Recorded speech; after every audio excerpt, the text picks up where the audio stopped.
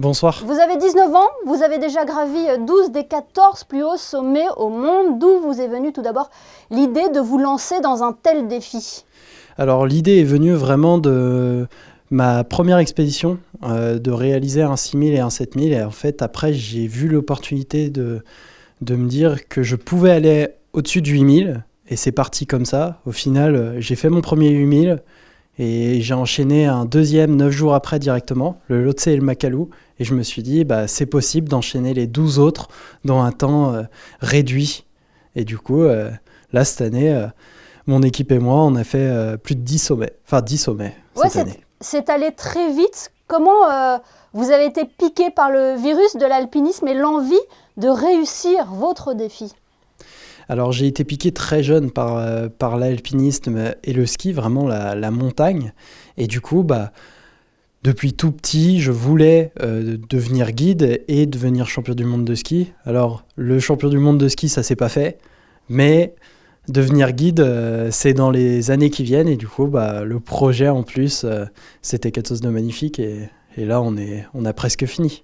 Quand on vous entend, on a l'impression que c'est à portée de tous. Et pourtant, un tel challenge demande une préparation minutieuse, aussi bien par rapport au choix du lieu, à la saison, l'équipe aussi qui vous entoure. Ouais, alors c'est vraiment des choix qui sont gros, une énorme logistique, parce que là, cette année, on prévoyait de faire 12 sommets de plus de 8000, au final, on a fait que 10, mais c'est une énorme logistique, choisir une bonne équipe pour pouvoir nous accompagner, et de pouvoir avoir la bonne météo, c'est vraiment des conditions qu'on doit prendre en compte, et c'est des gros facteurs tout le temps à calculer, et qui peuvent changer d'une minute à l'autre, et du coup, c'est un gros projet. Qu'est-ce qui vous plaît dans ces ascensions? Qu'est-ce qu'on ressent une fois là-haut à plus de 8000 mètres d'altitude? Qu'est-ce qu'on ressent? C'est déjà d'être avec son équipe. Pour moi, c'est des moments qui sont magiques. Et en plus de ça, c'est de pouvoir être avec mes Sherpas au bon moment, aux beaux endroits et de voir des vues magnifiques. En fait, là-haut, tout est simple. Et c'est ça qui m'a attiré vraiment. Et quelle est l'ascension qui vous a le plus marqué? Alors, l'ascension qui m'a plus marqué, c'est le Lhotse, mon premier sommet du 1000, c'était la première fois. Et ouais, cette ascension va être gravée dans ma mémoire pendant très longtemps. Vous aviez quel âge à l'époque? Si je devais y retourner, 17 ans j'avais. Et il y a eu des échecs, des déceptions à l'Asder? Il y a eu des échecs, bien sûr, les échecs font partie de ce genre d'ascension. Après, cette année, on n'en a pas eu. On a réalisé tout ce qu'on voulait faire. Après, les 2 Tibets, on a eu des problèmes administratifs, c'est comme ça. Mais j'espère pouvoir rentrer au printemps prochain pour réaliser les 2 derniers. Vous avez donc partagé vos aventures avec les lycéens de la Principauté aujourd'hui. Ils ont sensiblement votre âge. Quel message vous avez souhaité leur transmettre?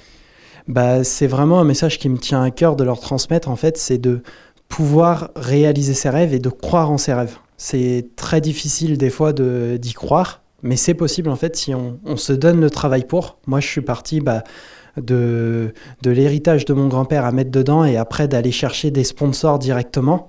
Et c'est ce que je veux leur transmettre, c'est qu'on peut croire, mais il faut travailler dur et faire beaucoup de sacrifices. Oui, voir au-delà de la performance sportive. Ouais, exactement. Aujourd'hui, vous avez donc gravi 12 des 14 plus hauts sommets au monde. Il vous en reste encore 2. C'est prévu pour quand? Alors, les 2 derniers vont être prévus pour ce printemps 2024. Et ouais, ça va passer. Et sans parler d'âge, combien de personnes ont déjà réussi à gravir les 14 sommets? Alors, une 50aine de personnes maintenant. Vous êtes dans cette aventure soutenue par la Fondation Princesse Charlène. C'est un soutien de taille pour vous? Qu'est-ce que cela représente? C'est un gros soutien, mais c'est aussi qui m'aide à réaliser et à transmettre aux jeunes que c'est faisable. Et c'est des valeurs que j'ai et qu'ils ont, et c'est pour ça que j'adore être ici et pouvoir transmettre.